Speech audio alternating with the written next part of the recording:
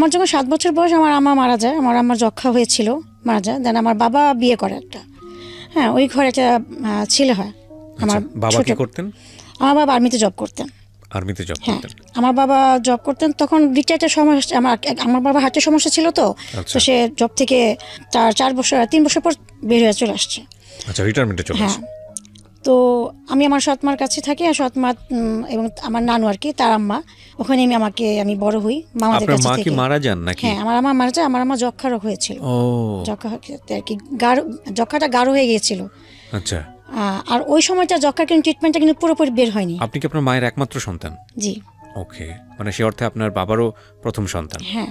আচ্ছা, তারপরে আপনার মা মারা যাওয়ার পরে আপনার বাবা একটা বিয়ে করেন, তখন আপনার বয়স কত? আমার আম্মু থাকাকালীন সে বিয়ে করে, কিন্তু আমার আম্মু জানতে পারেনি যে বিয়ে করেছে। ওকে ওকে, তখন আপনার বয়স কত যখন আপনি সৎমার কথা জানলেন বা সৎমা আসলো ঘরে? বা আপনার মা মারা যায় কত বছর বয়সে আপনার? আমার যখন 7 বছর তখন আপনার মা মারা যায়। আচ্ছা, জি, তারপর? তো আমার মা মারা যায়, তারপরে আর কি একটা সন্তানের যখন আর কি মা থাকে না, তখন তার মতো একাকিত্ব আর কি ছিল না, তখন আমি পুরোপুরি একা হয়ে গিয়েছিলাম। তো আমার সৎমা যখন ঘর আসে, তাদের সাথে আমি থাকি। থাকার পর আমার বাবা তো আমাদের সাথে সবসময় থাকতো না, যেহেতু সে জব করতো। হ্যাঁ, জব করতো, সে প্রতি মাসে একবার আসতো। হ্যাঁ, তো প্রতি মাসে একবার আসতো, মানে আপনারা তখন ঢাকায় থাকতেন না? হ্যাঁ, আমি ঢাকায় থাকতাম। বাবা কোথায়? বাবা চিটাগং থাকতো। বাবা চিটাগং থাকতো। আচ্ছা, চিটাগং থাকতো। তা আমাদের সৎমার আর কি ভাই, তাদের বেনারসের কারখানা ছিল। বেনারসি পল্লী ছিল? হ্যাঁ, বেনারসি পল্লী শাড়ির কারখানা ছিল। তারা মহিলা দিয়ে সুতা পেঁচাতো শাড়ির। তো তাদের সেখানে সপ্তাহে তাদেরকে 400 টাকা দেওয়া হতো প্রত্যেকটা মহিলাকে। ঠিক আছে, তো তাদেরকে 2টা মহিলাকে বাদ দিয়ে আমাকে সেই কাজটা মানে মহিলা বাদ দিয়ে দেওয়া হলো, মানে আপনাকে কাজে যুক্ত করা হলো। হ্যাঁ, কাজে যুক্ত করা হলো, এবং ঘরের কাজও আমি করতাম। হ্যাঁ, তো এইভাবেই আমার দিন পার হতে লাগলো। দেখেন, আমি তখন ক্লাস আস্তে আস্তে আমি স্কুলেও যেতাম, ঘরের কাজও করতাম, আর ওই নড়ি ভরতাম রাত 11টা 12টা 2টা পর্যন্ত নড়ি ভরতাম। এটাকে নড়ি বলা বলা কি, সুতা পেঁচানো। কারখানা গিয়ে আর কি, বাসার পাশে কারখানা ছিল। তো আমাকে কিন্তু সেই এক্সট্রা টাকাটা দিত না। আচ্ছা। হ্যাঁ, তাদের এখানে খেতাম, থাকতাম, এটাই। যেহেতু আমি তো এখন তাদের একটা সৎ মেয়ে, তাদের এক কথা বলছে, তাদের একটা বোঝা। আমাদের বাসায় একটা ভাইটা আসছে, মাকে রুম ভাড়া দিছে আর কি, আমার আম্মু। হ্যাঁ, রুম ভাড়া দেওয়ার পর তার হাজব্যান্ড ওয়াইফ ছিল। তো তার দেবর মাঝে মধ্যে তাদের বাসা আসতো। তো আমি এক রুমে বসে বসে নড়ি ভরতাম। তো তার দেবর আমাকে দেখছে। হ্যাঁ, দেখার পর বলছে যে মেয়েকে বিয়ে দেওয়া যাবে কিনা। আপনাকে চয়েস করেছে? হ্যাঁ। তখন তার ভাবি বলছে, মেয়ে তো মাত্র ক্লাস 8 পড়ে, ছোট, তাকে দিবে নাকি। আর তাকে আমি মামি করে ডাকতাম। হ্যাঁ, মামি বলতাম। সারাক্ষণ তাদের বাসায় কাজ করতাম, কাজে পর তাদের বাসায় আটা দিতাম। তো মামি আমার আম্মাকে বললো যে আপনার মেয়েকে বিয়ে দিবেন, আমার দেবর তো আপনার মেয়েকে পছন্দ করছে, নিয়ে গেলে ভালো, তাতে নিয়ে যাও, আপদ দূর হবে। এটা বললো যে আপদ দূর হবে। হ্যাঁ, এই যে বলতেছে। পরে যখন আমি শুনতে পেলাম যে আমার বিয়ে নিয়ে কথা চলতেছে, তো আমি বাসা থেকে পালায় বের হয়ে যাই। ক্লাস 8 আপনি বিয়ে নয় কিছু বুঝতেন? বিয়ে জিনিসটা কি? তখন আমি বিয়ে তো দূরের কথা, আমি বাসার ঘর থেকে বের হইতাম না। আজকে যে এপিসোডটা আমরা প্রচার করছি, সেই এপিসোডটাতে আমরা চোখে আঙ্গুল দিয়ে যে জিনিসটা দেখিয়ে দেব, সেটা হচ্ছে আমরা কেন বারবার বলি যে একটা মেয়েকে নিজের পায়ে না দাঁড়ানো পর্যন্ত তাকে আসলে বিয়ে দেওয়া উচিত না। রাইট। আমরা এই গল্পটাই এখানে প্রচার করতে চাচ্ছি, মেসেজটা দিতে চাচ্ছি এটাই। আমি আমার জীবন গল্প অনুষ্ঠানে সারাটা জীবন ধরেই, মানে জীবন গল্পের অনুষ্ঠানের যে বয়স, সে বয়সে আমি একটা কথা বলেছি মেয়েদেরকে নিয়ে, যে আপনার ছেলে তো গায়ে গতরে খেটে কাজ করতে পারবে, যদি এরকম হয় যে লেখাপড়া করাতে পারেননি, চাকরি বাকরির ব্যবস্থা করতে পারেননি, কিন্তু জীবনে কোনোদিন যদি একটা মেয়ের যদি বিপদ চলে আসে সংসার জীবনে, এবং সিদ্ধান্ত নেবার যদি প্রয়োজন হয়, তাহলে সেই মেয়েটা কি করবে? না আছে লেখাপড়া, না আছে জব, কি করবে? তো সেই জায়গাটাতে আমার কাছে মনে হয় যে একটা ছেলের চাইতে একটা মেয়েকে স্বাবলম্বী করাটা খুব বেশি জরুরি।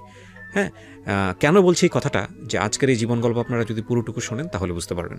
জি বলেন, তারপর কি হলো? ক্লাস 8-এর কথা বলছিলাম, আপনি পালিয়ে থাকতেন। হ্যাঁ, আমি পালিয়ে থাকতাম। তো ফাইনালি যখন তাদের সাথে বিয়ের কথা তো পুরো পাকাপোক্ত হয়ে গেছে, তো আমার যেদিন বিয়ে হবে তার 3 দিন আগে আমি পাশের বাসা একটা ভাইটা, তাদের রুমে গিয়ে ঘরে গিয়ে পালাচ্ছিলাম। বাসায় সব আমাকে খুঁজে করতেছে, কেন ছেলের ফ্যামিলি আসছে আমাকে দেখার জন্য। আমার ওই ভাইটা মামি বলতেছে কি, সে তো বুঝতে পারেনি যে আমার বিয়ের পর আমার লাইফটা কি হবে, বা যে ছেলে আমাকে বিয়ে করতেছে সে তো আমাকে বিয়ে করার জন্য আসে নাই। সে আসছে দেখছে যে ঢাকায় বাড়ি আছে স্থানীয়, বিয়ে করার পর যদি আমি এখানে একটু একটা থাকার জায়গা পাই, বসে বসে খেতে পারি, সে এই লোভে কিন্তু আমাকে বিয়ে করছে। তুমি এখানে থেকে যে কষ্ট করতেছো, হ্যাঁ, এই সারাদিন বাসার কাজ করতেছো, রান্না টান্না বাসার কাজ, কুয়া থেকে পানি তুলে, তখন আমাদের কল ছিল না, কুয়া থেকে পানি, কুয়া ছিল আর টিপ কল ছিল, টাইম মতো পানি আসতো 2 বেলা। তা আমার সেই সকাল ভোরবেলা উঠে কুয়া থেকে পানি তুলতে হতো, তুলে কাপড় চোপড় ধুতে হতো। আমার 9 মামা ছিল, 9 মামা আর আমার আম্মা একজন, তো তাদের এই কাজ সব কিছু আমার করতো। তখন তারা কেউ বিয়ে করেনি, যে শুধু বড় মামা বিয়ে করেছিল।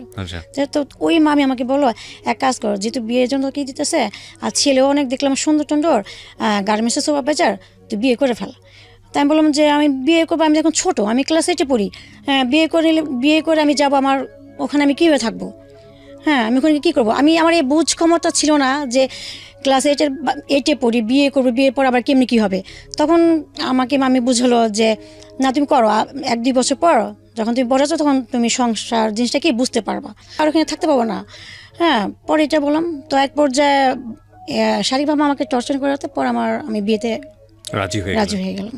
ছেলের বয়স কত ছিল ওই সময়? তখন সে ম্যাচুর ছিল। সে ম্যাচিউর ছিল, আপনি ক্লাস 8-এ পড়েন? হ্যাঁ, ম্যাচুর ছিলাম। তো আমাকে বিয়ে দিয়ে দিল।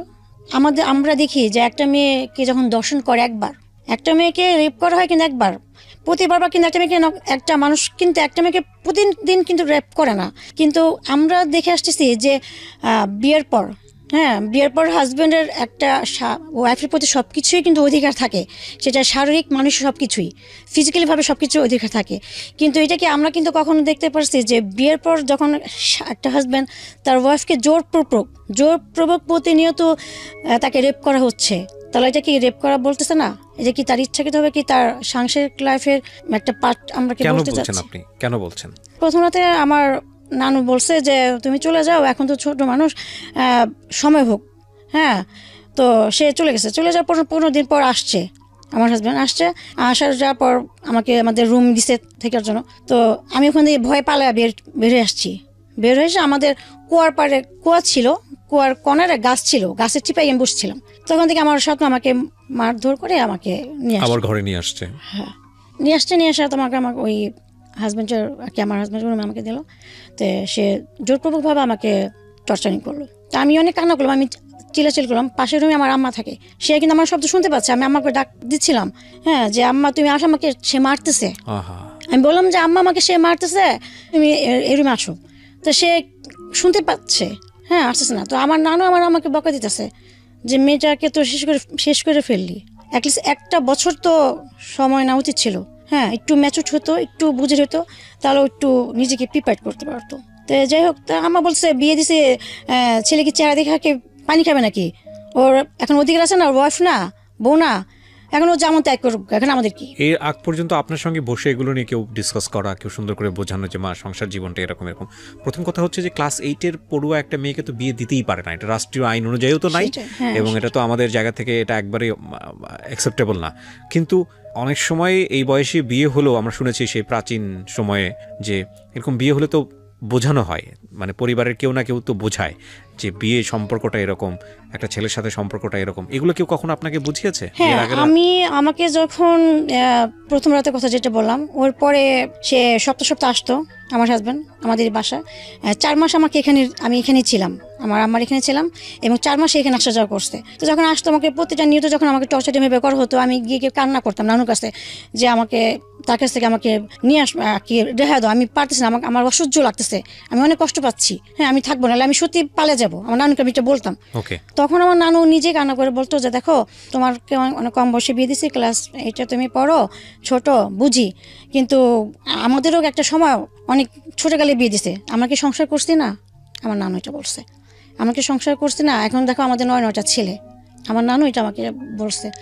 এটা বলার পর আমি কান্না করে, আমি আর ওখানে আমার বলার মতো কোনো ভাষা ছিল না, বলার কিছু থাকে না, এই কথা বলার পরে আসলে কিছু থাকে না। আম্মা যাকে আমি এটা বলবো, সে তো তাকে বলার মতো কোনো আমার ওয়েবই নাই, কি বলবো তাকে? আর সে তো নিজে আমাকে সেখানে ফেলে দিছে। তো যাই হোক, এখন আমি মেনে নিয়েছি, ঠিক আছে, আমার এইটা এখন লাইফ, কি করা। তো 4 মাস থাকলাম, 4 মাস পর আমাকে এখান থেকে তারা তুলে দিছে মিরপুরে একটা বাসা ভাড়া করে। ছেলেটা কি করতো? আপনার হাজবেন্ড তখন কি করতো? বিয়ের আগে সে বলছে যে গার্মেন্টসের সুপারভাইজার, আচ্ছা। কিন্তু বিয়ের যখন 4 মাস পর আমাকে তুলে দেওয়ার পর সে একটা আলাদা বাসা ভাড়া নেয়। তখন ওই সময় বাসা ভাড়ার দাম ছিল মাত্র 1200 টাকা, 1000 টাকা এক মাস বাসা ভাড়া নেওয়ার পর। বাসা যখন 1 মাস ওখানে থাকলাম তার সাথে, তখন আমি জানতে পারলাম যে সে সুপারভাইজার না, সে সামান্য একটা গার্মেন্টসের প্যান্ট যে তৈরি করে, শার্ট প্যান্ট, সেই ওয়ার্কার। হ্যাঁ, ওয়ার্কার। তারপর এখন এটা আমার মেনে নিলাম, কারণ আমি তাকে যদি ছেড়ে যদি আমি আমার মার কাছে চলে যাই, আমার সে একই কষ্ট। হ্যাঁ, তো কিছু করার ছিল না। তো আমি তার সাথে আমি সংসার চালিয়ে গেলাম। তো এইভাবে আমি এখানে প্রায় 5 মাস আমি মিরপুরে তার সাথে ভাড়া ছিলাম। একটা পর্যায়ে সে আমাকে বলো যে চলো ড্যামরা যাবো, ড্যামরা গিয়ে বাসা ভাড়া নিব। তখন আমি বললাম, কেন আপনি ড্যামরা গিয়ে বাসা ভাড়া কেন নেবেন? তখন বললো, ড্যামরা বাসা ভাড়ার দাম কম, আমার যে স্যালারি আমি এখানে থাকতে পারবো না, সেটা বললো। হ্যাঁ, তার মাসে বেতন ছিল 7,000 টাকা। 7,000 টাকা, আমার বাসা ভাড়া ছিল 1,000 টাকা, আর খাওয়া দাওয়া এইভাবে আমার প্রায় দেখা যায় 5,000 টাকা লেগে যেত। তো সে আমাকে মিথ্যা কথা বললো, সে কিন্তু আমাকে মিথ্যাতে বলছে। হ্যাঁ, তার বেতন আরও বেশি ছিল, তো মিথ্যাতে বলছে। আমি বললাম ঠিক আছে আমি ড্যামরা যাবো। তো আমি তার সাথে ড্যামরা চলে গেলাম। ড্যামরা চলে যাবার ড্যামরা ওখানে বাসা ভাড়া নিল, সে ওখানে থাকলাম। তো ড্যামরা যাওয়ার পরে সে জব করে সপ্তাহে যে টাকাটা পায়। আর তখন যে গার্মেন্টসে ইচ্ছা ছিল যে সাপ্তাহিক টাকা পেতো, সে কাজ করার পর আর কি যতগুলো মাল সেলাই করার পর ওইটা হিসাব করে তাকে সপ্তাহে টাকা দিয়ে দিত। সে মাসকে একটা কোনো টাকা নিত না। তো সে সপ্তাহে টাকা নিয়ে কি করতো, আমাকে প্রতিদিন আমাকে 60 টাকা করে দিত বাজারের খরচ, বাসায় আর কি চাল ডাল এভরিথিং সবকিছু মিলে। আর তখন 60 টাকার তো মূল্যটা ওরকমই ছিল, তো দিত। আমি ওভাবে আমার কষ্ট হতো, আমি চালিয়ে নিতাম। তো আমি যে বাসায় ভাড়া ছিলাম সেখানে দোতলা বাড়িরা ছিল। হ্যাঁ, তো ও যখন দিনে থাকতো না, আমি তার বাসায় কাজ করতাম। কেন সে ঠিক মতো টাকা পয়সা দিত না। হ্যাঁ, সে সপ্তাহে কাজ করে টাকা পয়সা যা পেতো আমাকে 120 টাকা দিয়ে সে দেশে চলে যেত। আচ্ছা, দেশে গিয়ে সে টাকা পয়সা তার ফ্যামিলিকে দিয়ে অবশ্যই ঢাকা আসতো। আর এই 1 সপ্তাহ যে আমি না খেয়ে থাকতাম, আমার কি অবস্থা তার কোনো খবর নাই। হ্যাঁ, তো আমার দোতলার যে বাড়িরা সে আমাকে আদর করতো, আমি তার বাসায় কাজ করতাম, তার বাসায় থাকতাম। এই একটা সপ্তাহ কাজ করতাম। আবার যখন সে আসতো আবার তখন আমি ওইভাবেই করতাম। তো এইভাবে আমার সময় দিন পার হতে লাগলো। আর এর মধ্যে আমাকে তো যখন আমি বলতাম যে আপনি আমাকে এইভাবে 60 টাকা 70 টাকা করে বাজার খরচ দেন, আমার তো হচ্ছে না, আমি কীভাবে চলবো? দুইটা মানুষ কি 3 ভাবে খাওয়া দাওয়া হয়, চলে? হ্যাঁ, আমার তো কাপড় চোপড় লাগে, এটা আমাকে তো আপনি কিনে দিচ্ছেন না। আমাকে অমুকে তমুকে আমাকে এটা দিচ্ছে, আমি সেলাই করে পড়তেছি। আপনার কি মনে হয় না যে আমি তো আপনার সম্মান, আপনার ইজ্জত এটা রক্ষা করার দায়িত্ব তো আপনার? সে বলছে আমি পারতেছি না, কি করব? তোমার মার কাছে যাও, তোমার বাবার কাছে গিয়ে চাও। সে আমাকে কথা বলতো। তো বললে আমি যখন উত্তর দিতাম তখন আমাকে গায়ে হাত দিত, মারধর করতো। তো এইভাবে করার পর একটা পর্যায়ে আমি যখন একদিন সে দেশ থেকে গেল, আমি যাওয়ার সময় আমি তাকে বললাম যে আমি খুব অসুস্থ, আমাকে হসপিটালে ভর্তি করা দরকার। আমার জ্বরের পাশে আমার প্রচণ্ড পেন করে, তলপেটে প্রচণ্ড পেন করে, আমাকে হসপিটাল ভর্তি করা। সে কী করলো, আমাকে অনেক জোরে এখানে একটা ঘুষা বুকের মধ্যে ঘুষে দিয়ে আমাকে ফেলেছে। আমি অজ্ঞান হয়ে গেছি। তখন সে চলে গেছে দেশে। আশেপাশে যে ভাইটা তারা আসতে আমাকে বানিয়ে আমার সুস্থ করছে। তো বাড়িলা খালামা তারা খুব রাগারাগি করতেছে যে এত ছোট মেয়েটাকে বিয়ে দিছে, আর তার পরে মেয়েটা এত টর্চারিং সহ্য করতেছে, কেন, কী হবে? তখন আমি যখন জ্ঞান আসলো আমাকে তারা সুস্থ করলো, তখন আমি বললাম যে আমি যে তাকে ফেলে যে আমি আমার কাছে যাবো বা বাবার কাছে, আমার আপন বলতে কেউ নাই। এখন একটাই করতে পারি, আমি তাকে ফেলে গিয়ে আমি একা আমারই করতে হবে। এখন আমি কোথায় যাবো, কি? আর তখন আমি এমন একটা ছিলাম যে আমি দিন দিনে কোনো কিছুই চিনতাম বা বুঝতাম না। আমি ছোট থেকে ঘরের ভিতরে মানুষ, আমি বাইরে মুখটা তেমন একটা দেখি নাই, বাইরে সাথে মিশি নাই যে আমার সেইটা থাকবে। সে 1 সপ্তাহ পর আসবে, 1 সপ্তাহ পর আসবে এই কথা বলে সে গেল, আর তার কোনো খবর নেই। তার আর কোনো খবর নেই। 10 দিন 12 দিন 1 মাস হয়ে গেছে, তার আর কোনো খবর নেই। তাকে ফোন দিয়ে পাচ্ছি না, তার ফোন নাম্বার বন্ধ আমার হাজব্যান্ডের। তখন আমি আমার দেওয়ারের নাম্বার ফোন দিলাম, সে বলছে আমি জানি না ভাই কোথায়। কিন্তু তার কিন্তু জানে তার ভাই কোথায়, এবং তার ভাই ইচ্ছে করে পলাতক হয়েছে যেন আমি আমার বাবা আমার কাছে যাই, গিয়ে আমি টাকা পয়সা চাই যে আমার জামাইকে দেওয়ার জন্য। হ্যাঁ, জামাইকে দেওয়ার জন্য সে 4টা মেশিন কিনবে টেলের দোকান দেওয়ার জন্য। এটার জন্য তারা প্ল্যান করছে। এই কথাটা আমি শুনতে পারলাম আমার বড় ভাসুরের ওয়াইফের কাছ থেকে, যে দেখো এমন তারা প্ল্যান করছে, ইচ্ছা করে পলাতক হয়েছে যেন তুমি তোমার ফ্যামিলির কাছে তুমি এটা করার জন্য। তখন আমি 1 মাস হয়ে গেছে, আমি তো আমার খাওয়া দাওয়া আমার অনেক কষ্ট হচ্ছে। আমি ওই খালামার বাসায় কাজ করে 1 মাস পার করলাম।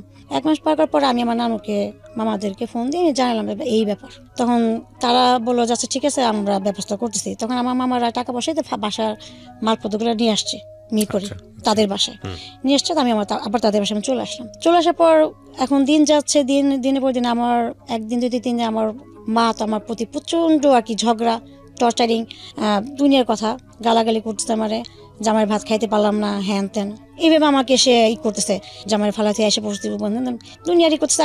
তার একটা কথা যে আমি খারাপ, ভালো না, হ্যাঁ আমার হাজব্যান্ড অনেক ভালো, সেটা বলতেছে। তাদের এই কথা শোনার পর আমি ভিতরে একটা তিক্ততা কাজ করতেছে, একটা কষ্ট করতেছে, না থাক আমি মার্গো থেকে তার কাছে চলে যাই। হ্যাঁ এখানে আমার মারধর খেতে হচ্ছে, এখানে তাদের কাজ করার পরও মারধর খাচ্ছি।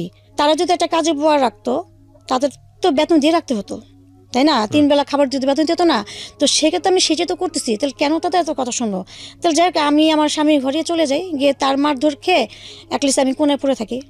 আমি এটাকে বেটার মনে করছিলাম। আমি তখন আমি তাকে খোঁজা শুরু করলাম। আমি গুলিস্তান আসলাম, বংশান আসলাম আর কি, বিভিন্ন যেখানে সে কাজ করতো। হ্যাঁ আমি করে আমি তাকে খুঁজে তাকে কোথায় গেছে। তখন তার সাথে একজন কাজ করতো, তার মধ্যে জানতে পারলাম যে সে বংশালে কাজ করতেছে। বংশালীকে আমি তাকে পাইছি। পাওয়ার পর আমি বললাম যে আমাকে ভেবে আপনাকে ফালা রাখছেন, হ্যাঁ আমি কোথায় আছি, কি খাচ্ছি না খাচ্ছি, হ্যাঁ এটা কি না। তখন সে বললো যে তুমি তোমার মার কাছ থেকে 40,000 টাকা নিয়ে আসো, আমি মেশিন কিনবো 4টা। হ্যাঁ আমি বললাম সে আমাকে দিবে না। এখন আমি কি করবো, মানে যৌতুক চাই এটা। তো এই করার পর সে আমার সাথে সংসার করবে না, 40,000 টাকা দিতে সে বলতেছে। বলার পর তো আমি সেখান থেকে তার যে মালিক সে জব করতো, সেই মালিক এবার সে শুনলো হিস্টোরি। তো মালিক এসে আমার হাজব্যান্ডকে ধমকি দিল এবং এক পরে তার গায়ে চড়ও মারছে। একটা মেয়ের সাথে তো টাকা লোভে সংসার করতেছ, টাকা লোভে তাকে বিয়ে করছো, হ্যাঁ এখন তোর আমি বললাম তুই এখন এই মেয়ে নিয়ে বাসা বাড়ি নিবি আজকের মধ্যে। ওর আমার হাজব্যান্ডের মালিক তাকে ধমকি দিলে, বলো যদি বাসা বানা যায় তোর 3 মাসের বেতন তোকে দিব না। আচ্ছা তখন সে কালীগঞ্জে আমার ভাসুর থাকতো, সে ওখান থেকে চলে আসছে ঢাকা, কালীগঞ্জে বাসা ভাড়া নিল। তো আমার হাজব্যান্ডের যে মালিক সে কালীগঞ্জে থাকতো ভাড়া, এবং সে এক কথা বলে সে আর কি আমার একটা দায়িত্ব নিয়ে বাসটা ওখানে ভাড়া নিতে বলছে, যেন সে ওখানে যদি আমাকে টর্চারিং করে আমি তাকে জানাতে পারি। আচ্ছা আচ্ছা। এবার আমাকে বলছে যে হয়ে যায়। এটা হওয়ার পর তখন আমি ওখানে যে ভাইটা ছিল আমি বললাম যে মামি দেখেন আমার এমন এই সমস্যা হচ্ছে, কেন হতে যায় না, আমার একটু ডাক্তার থেকে নিয়ে যাবেন কিনা। তখন বলছে তোমার তো মেবি তুমি কনসেপ্ট করছো। আচ্ছা তো বিয়ের কয় বছর পরের ঘটনা এটা? এটা আমার বিয়ে প্রায় 1.5 বছর পর। চিন্তা করেন কি পরিমাণ রিস্ক, এত আন্ডার এজ একটা বাচ্চা, সংসার, এবং সেখানে ওনার যখন এইরকম একটা কনসিভ মোমেন্ট, সেটার বয়স খুব বেশি হলে 14 থেকে 15, যেটা তো একেবারেই মেডিকেল সায়েন্সের জায়গা থেকে ভেরি ডেঞ্জার পিরিয়ড। বলেন তারপর? তো আমাকে মৃত্যু হতে পারে। হ্যাঁ আমাকে ডাক্তার কাছে সে ওই খালা নিয়ে গেল এবং তার টাকা দিয়ে সে আমাকে ওখানে টেস্ট করে দেখলো যে আমি কনসিভ করছি। তো আমার হাজব্যান্ড রাতে আসলে আমি তাকে বললাম তাকে এটা, হ্যাঁ সে আমাকে বলছে বাচ্চা নষ্ট করার জন্য। বাচ্চা রাখবে না, সে রাখবে না, নষ্ট করার জন্য। আপনার এই বাচ্চাই সেই বাচ্চা? জি। ও জানে গল্পগুলো, সব জানে? ওকে বলেন তারপর? তো আমার হাজব্যান্ড বাচ্চা নিবে না, তো এ নিয়ে রাত্রে অনেক ঝগড়াঝাটি হয়েছে এবং সে আমাকে মারছে। ঝাড়ু ছিল আমার পাশে, ঝাড়ু দিয়ে আমাকে কথা গায়ে হাত তুলতো, হ্যাঁ কথা ঝাড়ু দিয়ে বাইটে দিছে বাচ্চা নষ্ট করার জন্য, হ্যান ত্যান। তো সকালে ওই ভাইটা খালামাকে বললাম, তারাও 5 মেয়ে ছিল। ওই খালামাকে অনেক আদর করতো, ভালো মন্দ যাই রান্না করতো। সে আমাকে তো দেখা যায় আমাকে না খেয়ে রাখতো, আমাকে দিত, আমি তার বাসায় গিয়ে খেতে আমি করতাম। তো খালা বলো কি তুমি বাচ্চাটা নাও, তোমার যদি কষ্ট হয় ঠিক আছে, বয়স কম, কষ্ট হয় তুমি নাও। এমন হতে পারে যে বাচ্চাটা হওয়ার পর তোমার হাজবেন্ড ভালো হয়ে যেতে পারে। বাচ্চার মুখের দিকে তাকায়, most common thought in our society. এটা বললো। তখন আমার বুঝ ক্ষমতা এতটুকু ছিল যে সে যেটা বলবে সেটাই শুনছি। শোনার পর আমারও মনে হলো যে আসলে তো বাচ্চাটা যদি হয় এটা তো তার নিজের রক্ত, নিজের সন্তান, তাই না? আমি নাহলে পরের মেয়ে, সে আমাকে টর্চারিং করতেছে, মারতেছে, নির্যাতন করতেছে। যাই হোক আমার প্রতি হয়তো মা নাই, যখন একটা বেবি আসবে সেটা তো তার নিজের সন্তানকে তো সে ফেলে দিতে পারবে না। তখন হয়তো হতে পারে সন্তানের ভালোবাসা মায়া সে ঠিক হয়ে যেতে পারে, একটা ভালো একটা লাইফ আমরা পার করতে পারি। এই চিন্তাটা আমিও করলাম যখন আমাকে খালামা বুঝাইলো, তখন আমি বাচ্চাটা নিয়ে নিলাম। তো বাচ্চাটা নেওয়ার পর 1 মাস 2 মাস তো ডাক্তার আমাকে যখন ডাক্তার কাছে যায়, সে বলে আপনার শরীর অনেক উইক, দুর্বল, আপনার খেতে হবে ঠিক মতো, আপনার বেবি সমস্যা হবে। কিন্তু আমাকে যে পরিমাণে আর কি টাকা দিত সে মানে আমি দেখা যায় 2 বেলা আমি খেতে পারতাম না ঠিক মতো। আমি ওই খালামণির বাসায় খালার ঘরে গিয়ে খেতাম, বায়োলটে গিয়ে খেতাম। এবং আমাদের ওই বাসার সামনে একটা দোকান ছিল, স্টোরের দোকান। তো ওই দোকান থেকে 17টা কিনতাম, ওখান থেকে কি শুকনা যাইতে কিনতাম, 100 টাকার মধ্যে সব কিছু কেনাকাটা করে রান্না করতাম। তো সে তার ছোট বোন ছিল ক্যান্সারে মারা গেছে, তার ছোট বোন নাকি দেখতেছে আমার মতো আর কি, ওই ভাই বলতো। তো সেই জন্য আমাকে সে অনেক আদর করতো। যখন সে দেখতে পেলো যে আমি কনসেপ্ট করছে আমার বেবি পেটে 4 মাস, তখন সে আমাকে আমার চেহারা শুকানো শুরু করলো খাওয়া দাওয়ার অভাবে। হ্যাঁ, এক পর্যায়ে পুরো শরীর আমার ক্যালসিয়াম নষ্ট হয়ে গেছে। তখন সে ভাইয়া বলতো যে আমি তো তোকে বোনের মতোই ভালোবাসি, তোর যেটা খেতে মন চাইবো দুধ ডিম আমি প্রতিদিন সন্ধ্যাবেলা তোর বাসায় পাঠিয়ে দেবো। এই কি ছিল আপনার পাশের হ্যাঁ, এলাকার দোকানে, হ্যাঁ, স্টোর দোকান, হ্যাঁ, ওনার দোকান ছিল, হ্যাঁ, আচ্ছা পাঠিয়ে দিব। হ্যাঁ, আমার যে বোনটা মারা গেছে সেই বোনটার যদি হতো আমি ওর জন্য করতাম না, তাই আমার বোনের সাথে তোর চেহারা অনেক মিলে, তো তুই তোর বোন। আমি প্রতিদিন সন্ধ্যা, ছোট মানুষ তো সবাই পাশ থেকে সহযোগিতা, হ্যাঁ, আমাকে সবাই আদর করতো। হ্যাঁ, আর আমি একটু হাসি খুশি ছিলাম, তো অনেক চঞ্চল ছিলাম তখন। আমি এখনো এরকমই তাই করতো। তো প্রতিদিন সন্ধ্যা হলে কী করতো, ওই ভাইয়া বড় বড় কলার ফানা দুধ বাসা পাশা দিত, তা আমি খাইতাম। তারপর সবাই সবাই আমাকে করতো, সবাই আদর করতো, খাইতাম। তো এইভাবে আমার বেবিটা প্রায় 5 মাস হয়ে আসলো। তারপর তো একদিন হঠাৎ করে আমার হাজব্যান্ড একটু সন্ধ্যার দিকে চলে আসছে বাসায়। তো সন্ধ্যার দিকে চলে আসার পর দেখছে বাসায় ওয়াটারপ্রুফ দুধ ডিম, তারপর কলা, এগুলো এত কোত্থেকে আমি টাকা পাইলাম কোত্থেকে। তো আমাকে প্রশ্ন করলাম, বললাম যে ভাই আমাকে দিছে। হ্যাঁ, টাকা পাইছো কোত্থেকে তুই করে বলতেছে। আমি বললাম যে ভাই আমাকে প্রতিদিনই দেয়। আমি বললাম যে ভাইয়া প্রতিদিনই দেয় আমাকে কেন? ও যখন একটা গালি দিল, তাকে গালি দিয়ে বললো যে ও কেন যেটা সন্দেহ করতে, হ্যাঁ দিবে। হ্যাঁ, তো আমি এই কথা বলার পর সে আমার সাথে ঝগড়া প্রায় 3টা পর্যন্ত ঝগড়া। আমি কনসেপ্ট তখন আমি 5 মাসের বেবি আমার পেটে, সে আমাকে হাত তোলার পর এক পর্যায়ে রাত যখন 4টে বাজে আমি খাটে ঘুমাচ্ছি, আমার পেটে পেন করা শুরু হয়েছে। তা আমি ওকে হাত দিয়ে ধাক্কা দিচ্ছি, বলতেছে আমাকে তুমি হসপিটালে ভর্তি করো, আমার প্রচণ্ড পেন করতেছে, আমার খুব খারাপ লাগতেছে, ইভেন আমার ব্লিডিং পড়তেছে। আমাকে যে মারধর করছে, আমাকে ধাক্কা দিচ্ছে, আমি অটোপের ওখানে গিয়ে পড়ছিলাম। অটোপের ওখানে পড়ার পর আমার আর কি পেটের বাম সাইডে আমি ব্যথা পেয়েছি। তো ওকে আমি অনেক ডাক দেওয়াতে ও বিরক্ত হয়ে গেলো, আমাকে একটা লাথি মেরে খাট থেকে ফেলে দিচ্ছে। খাট থেকে ফেলে দেওয়ার পর আমি তো সেই মা করে চিলন দিলাম। তো পাশের যে ওই খালাম্মারা, তারা সেই রাত 4টার দিকে তারা গেট খুলে চলে আসছে। আমি তো সেই চিৎকার, হ্যাঁ, তা গেট নক করতেছে, এই গেট খুল কি হয়েছে? গেট খুলছে। পরে আমি তো মা আমাকে চিল্লাচ্ছে, আমার তো ব্লিডিং অবস্থা খারাপ। তো তারা সাথে সাথে আমাকে হসপিটালে ভর্তি হয়েছে। উপর থেকে বাইরে এসে আমার খালু বাইরের ছেলে এসে আমার হাজব্যান্ডকে ইচ্ছা মতো মারধর করছে। মারধর করার পর আমাদের বাসায় খবর দিয়েছে, আমার মামা, আমার আম্মাকে, সবাইকে জানিয়েছে ব্যাপারটা করছে। তো আমার নানুর, আমার সৎ নানু হলো, সে আমার প্রতি মায়া ছিল। হ্যাঁ, সে বলতেছে আমাকে নিয়ে আসার পর জন্য, যেহেতু এখন আমার বেবিটা পেটে, হ্যাঁ, আমাকে এখন এখানে নিয়ে আসার দরকার। তো আমি 2 দিন হসপিটালে ভর্তি ছিলাম। হসপিটাল ভর্তি হওয়ার পর তারা আমাকে মিরপুর নিয়ে আসলো। চলে আসবো, আমার নানু বলছে তুমি এখানে আসবে না, তুমি সপ্তাহে এসে ওকে দেখা যাবা, আর ও খরচ দিয়ে যাবা, যেহেতু ওর এখন ডবল খরচ, ওরটা বেবি পেটে, ওর সব কিছু দরকার, ট্রিটমেন্ট, ডাক্তার, সব কিছু দরকার। আমার নানুটা বলছে 3-4 সপ্তাহ সে দিচ্ছে টাকা পয়সা, 1 সপ্তাহ 2,000, 1 সপ্তাহ 3,000 করে দিচ্ছে আমার ট্রিটমেন্টের জন্য, খাওয়ার জন্য। 3 সপ্তাহ যাওয়ার পর আর তার কোনো আসারও খবর না, কোনো খবর নাই। ঠিক আছে, তো এইভাবে আমার বেবি হওয়ার যখন সময় হয়ে আসবে, বেবি হওয়ার সময় 1 মাস আগে যখন আমি ডাক্তার কাছে ট্রিটমেন্ট করতে যাই, তখন আল্ট্রাসাউন্ড করার পর ডাক্তার আমার নানুকে আমাকে বলতেছে বাচ্চা আর কি মানসিকভাবে যে শারীরিকভাবে মানুষের টর্চার অনেক হয়েছে। তো যাই হোক, আলহামদুলিল্লাহ বাচ্চা ভিতরে ভালো সুস্থ আছে এবং বাচ্চা যখন হওয়ার সময় ডেটটা, তখন ওর কোনো ব্যথা হবে না, ওকে কিন্তু ইমার্জেন্সি সিজার করতে হবে। কেন ব্যথা হবে না? কেন এটা ব্যথা হওয়ার, আমার বাচ্চা পেটে বড় হয়ে গেছিল, 3.5 পাউন্ডের হয়েছিল। তো বাচ্চা বড় হয়েছিল, তো ওর ডেলিভারি ডেট তো ফেব্রুয়ারি 18 তারিখে।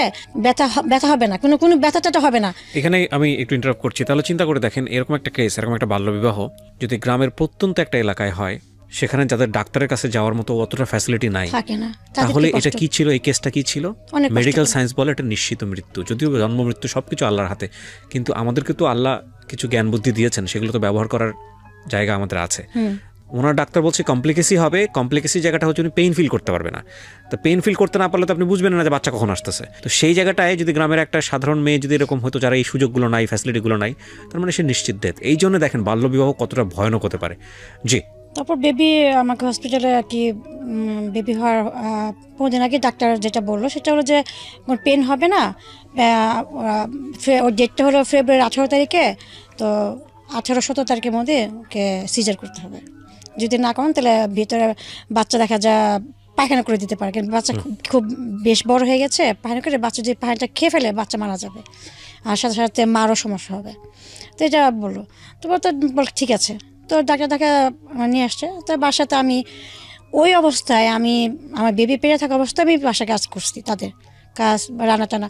তো একদিন দুপুর দিকে আমি মাছ ভাজতেছিলাম, ওই সময়টা হঠাৎ করে আমার তলপেটে একটু হালকা পেন করছে আর কি, চিনতে উঠছে আর কি, ওরকম জোরে না, যেটা আমি আর কি সহ্য করতে পারবো না, হালকা নর্মালি। তো আমি ওয়াশরুমে গেলাম, ওয়াশরুমে আসলাম, আসার পর আবার কাজ করতেছি। তো আমি এই করে দেখা আমি 20 মিনিটের মধ্যে প্রায় 6-7 ওয়াশরুম থেকে যেতেছি। তো আমার মেজমামি এটা ফলো করলো যে কী ব্যাপার, ও একটা মাছ ভাজতে গিয়ে এতবার ওয়াশরুমে গেছে, কী হয়েছে ওর? তো মামি সে বলছে, কী রে তুই প্রায় 10-12 বার ওয়াশরুম থেকে আসলে গেলে তোর কী সমস্যা? আমি বললাম যে আমার সমস্যা হচ্ছে, কেমন যেন লাগছে ভিতরে, আর কেমন যেন লাগছে, সুস্থ আছি কিন্তু আমার চাপটা বেশি আসতেছে। তো বললো যে তোকে তো হসপিটালে ভর্তি করার দরকার, হ্যাঁ ভর্তি করা দরকার, তো তুই চল।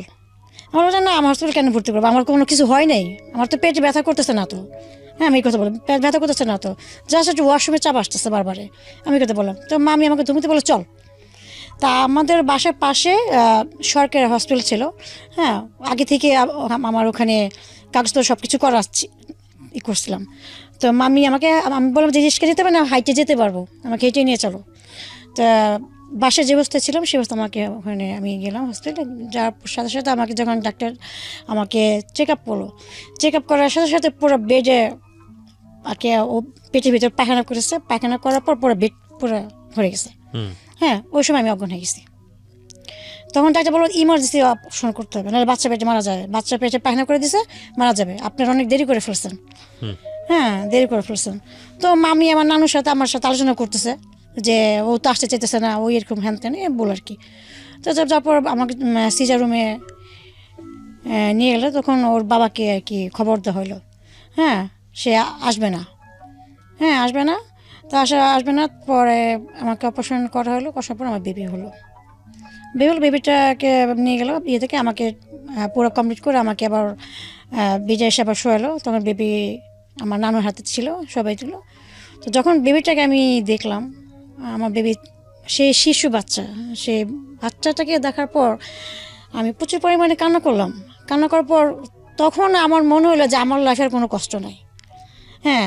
আর তখন আমি বেবির চেহারা দেখে এই জিনিসটা ফিল করতেছি যে আমার বেবিটা হওয়ার আগ পর্যন্ত, যে আমি ছোটো থেকে এই পর্যন্ত যে কষ্ট পাইছি, হ্যাঁ মনে হয় না যে এই কষ্টগুলো আমার কোনো কষ্ট ছিল, আমি সব কিছু ভুলে গেছি।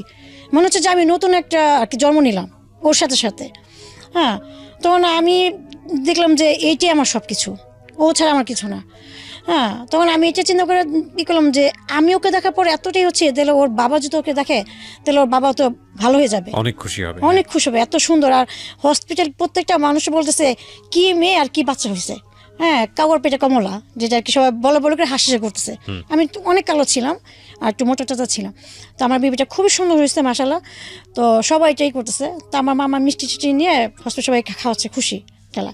তো আমার যে সৎমা আমার বেবিটাকে দেখার পরেও তার ভিতরে একটা মায়া আসছে, হ্যাঁ সেও একটু তার মনটা আল্লাহ তাআলা নরম করে দিছে তাকে বেবিটাকে দেখার পর। তো যাই হোক আমি হসপিটালে 7 দিন ভর্তি ছিলাম। 8 দিনের মাথায় আমাকে বাসায় নিয়ে আসলো। তো নিয়ে আসার পর আমার হাজব্যান্ড আসে নাই, তাকে খবর দেওয়া হলো। আমার বেবি যখন 21 দিন বয়স তখন আসছে সে, তখন আসছে, হ্যাঁ 2-3টা জামা নিয়ে আসছে, আয়না বেবিকে দেখতে আসছে। দেখে এসে বলে কি আমি এখনই রাতে চলে যাবো, আমার গাজীপুরে আমি চাকরি করি, আমি যেতে না যাই আমার চাকরি চলে যাবো।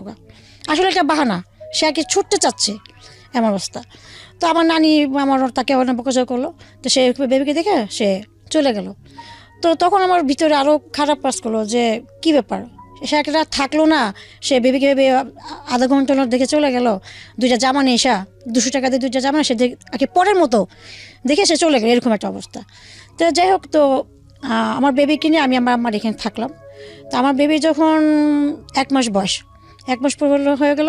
তো আমার হাজব্যান্ডকে আমি অনেক নক করি, ফোন দিয়ে, সে আসে না, হ্যাঁ আমি এখন এই বাচ্চা নিয়ে আমি কোথায় থাকবো, কোথায় ভাড়া নেব, সেটা বলছে কোথায় ভাড়া নেবো, হ্যাঁ আমাকে থাকার একটা রুম দিতে কও তোমার নানি রে। আমাকে আমার নানি তো রুম টুম 5-6টা রুম তারা সে ভাড়া দিত, ওই ভাড়াতে আমার নানু চলতো। তাই আমি বললাম যে সে কেন থাকার রুম দিবে, তুমি তো এমন না তোমার হাত পা ভাঙা, তুমি চাকরি করতেছো, মাসে টাকা ইনকাম করতেছো, তাহলে কেন? আর তোমার সন্তান কারজন তো পারবে না, তোমারটা তোমারই করতে হবে। আমি ফোনে বলতাম, সে আমাকে ফোনে দুনিয়ায় গালাগালি করে ফোন কেটে দিছে। কেটে দেওয়ার পর না আমার কাছে খুব খারাপ লাগলো যে কে ব্যক্তিটা কি এরকমই থাকবে। তখন আমি তাকে আরও সুযোগ দিলাম যে দেখি আরেকটু দেখি, সময় নেই, যদি ভালো হয় কিনা। তো আমার বেবি 2 মাস হয়ে গেল। 2 মাস পর তখন আমার আমার আম্মা রাগারাগি করতেছে আমাকে যাওয়ার জন্য, আমার হাজব্যান্ডের সাথে রুম ভাড়া নেওয়ার জন্য। তো তার তো কোনো খবর নেই, সে তো লাপাতা। তখন আমি আমার নানিকে বললাম কি নানি আমাকে ওই বাসায় তোমাদের যে টিনের একটা রুম আছে ছোট, টাঙ্কির উপরে একটা বড় টাঙ্কি ছিল, হ্যাঁ টাঙ্কির উপরে একটা রুম ছিল, টিনের রুম, স্বামী স্ত্রীর ভাড়া দিত। তখন ওই রুমটা খালি ছিল। তখন আমি আমার নানিকে বললাম কি আচ্ছা নানি আমার ওই রুমটা তুমি ভাড়া দিবা, আমি ওই রুমে থাকি, কয় তুই ভাড়া দিবি করতে, হ্যাঁ তোর জামার তো কোনো খবর না, তোর জামাই তো ফালাতে গেছে গা, হ্যাঁ তো এই বাচ্চা নিয়ে তুই থাকবি, তুই রুম ভাড়া দিবি কি আর খাবি কি করবি কি। তাই আমি বললাম যে আচ্ছা আপাতত আমাকে থাকার জায়গাটা একটু দাও, আমি দেখি কী করা যায়। তো আমাকে ওই নানি রুমটা দিল 700 টাকা ভাড়া। তো আমাদের ওই বাসায় বড় একটা ফ্যাক্টরি ছিল, গোডাউন, আমার নানু ভাড়া ছিল। ওই গোডাউনের মধ্যে 30 জন ছিল, শ্রমিক ছিল। ওই গোডাউনে ওই জিন্সের প্যান্টে যে পিঞ্চ করা হয়, হ্যাঁ ওগুলার কাজ হইতো। তো ওই যে গোডাউন যে 20-30 জন যে মানুষ যে কি খাওয়া দাওয়া করতো, তারা হোটেলে গিয়ে খাইতো, কেউ মেসে গিয়ে খাইতো, দূরে দূরে, তাদের খাওয়া দাওয়া অনেক কষ্ট হইতো। তা আমি করতাম সন্ধ্যার পরে বা দিনে গোডাউনের সামনে দাঁড়াইতাম। তো এক পর্যায়ে তাদের সাথে কথা বলতে বলতে হ্যাঁ তখন আমার এটা বলতাম যে আমার মেয়েকে নিয়ে, মেয়ের দুধ নাই, খাবার নাই, বা আমার খাইতে কষ্ট, তো এক কাজ করেন আমাকে কিছু টাকা পয়সা দেন, 5-6 টাকা দেন, আমি আপনাদের সবাইকে খাওয়াই, যেটা মাসটা আমাকে দিতে পারবো, যদি আমি ঘর ভাড়া দিতে পারবো, আমার মেয়েকে দুধ চিনিও খাওয়াতে পারবো, আমিও নিজে চলতে পারবো। তখন বলে ঠিক আছে মালিকের সাথে কথা বলো। তো মালিকের সাথে আমি কথা বললাম। কথা বলার পর ওখানে একটা কর্মচারী ছিল, সে অনেক ভালো ছিল, সে আমাকে হেল্প করলো এই কাজে। তো বলে যে আপনি একটু বাচ্চা নিয়ে তো আপনি এত মাসে রান্না করতে পারবেন না, ঠিক আছে রান্না করেন, কিন্তু বাজারে যাওয়া আসা আপনার জন্য অনেক কষ্ট করে যায়। এই বাচ্চা রেখে যাবেন কার কাছে, এটা বলো। আর আপনার টাঙ্কির উপরে ঘর, বাচ্চা ছোট, কখন কি দুর্ঘটনা ঘটে বলা যায় না, এটা বলো। তো তখন আমি ওই 3টা 4টা 5টা এমন করে আমি তাদের রান্না করা ম্যাচ খাওয়ানো শুরু করলাম। মানে আপনার এই বাচ্চা কোলে নিয়ে আপনি এগুলো করতেন? তখন তো 2 মাস ছিল, তখন তো আর তুরতুর করতে পারতো না, শুয়ে রাখতাম, ঘুমে যেত, আমি নিচে বসা।